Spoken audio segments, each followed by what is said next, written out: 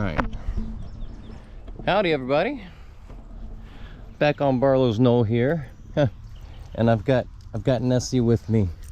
We're gonna try to keep this one short.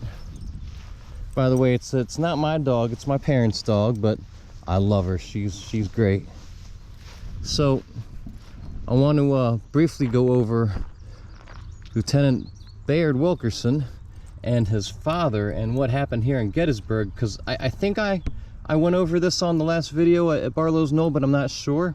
So Bayard Wilkeson is one of the famous, perhaps should be a little more famous folks from Gettysburg, but he was in charge of artillery up on this knoll.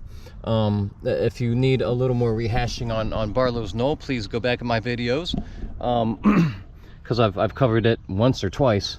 But what I want to focus on is that he was gravely and mortally wounded when a shell mangled his leg, which he cut off with his own knife. And by the way, that is sometimes reputed to be a myth. It's true. It's true. Most historians agree that was the case, that actually happened. You can look into that further for yourself if you'd like. But so his father, who used to work for Horace Greeley, went on to work for the New York Times and was a prominent war correspondent during the Battle of Gettysburg. And he gets some credit. Now, this is kind of speculation, but after finding out about his son's death, which he found the next day, which, as you can imagine, must have been quite grievous to say the least, he wrote, "My pen is heavy, addressing those who have given the ultimate sacrifice." I'm sorry, he wrote, "My pen is heavy. O you dead who at Gettysburg, who have baptized with your blood the second birth of freedom in America." So that phrase right there is kind of, sorry, there's some bird poop here, speculated that may have influenced part of Lincoln's Gettysburg address.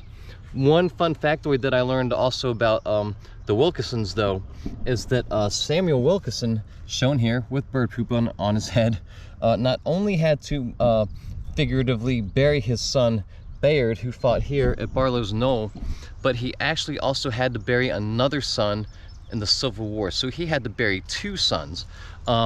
His other son was named Nessie, get back here. He also had to bury his son John Wilkeson, which is an interesting name because it makes you think of John Wilkes Booth. But and Wilkes is short for Wilkeson. By the way, it's not Wilkerson, to the best of my knowledge. There's no R in the name, but I've heard people mispronounce it.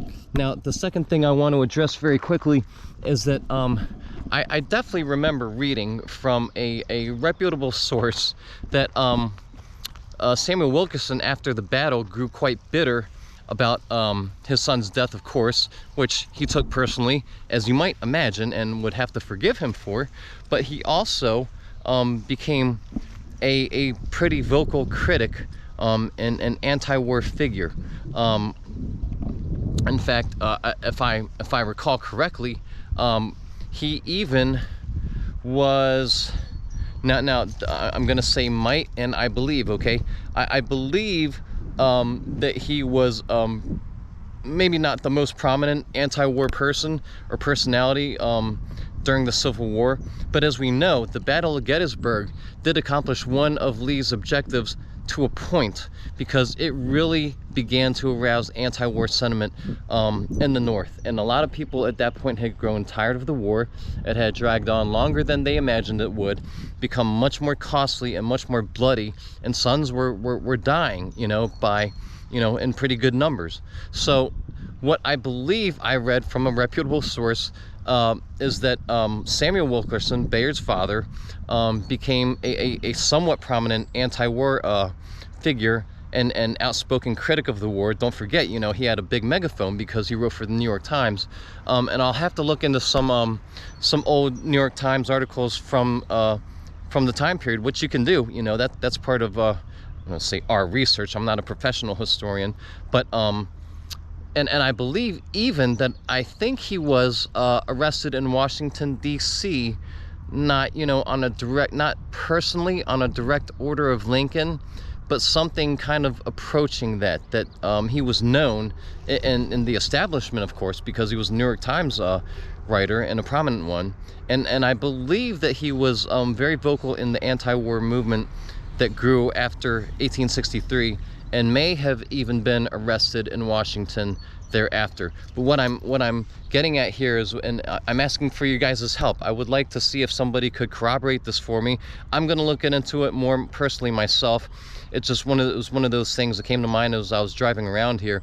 Maybe some of you guys can look into it also and get back to me and let me know if these latter parts are you know, are verifiable. Anyways, guys, as promised, I'll keep this one fairly short for me, and we will see you soon.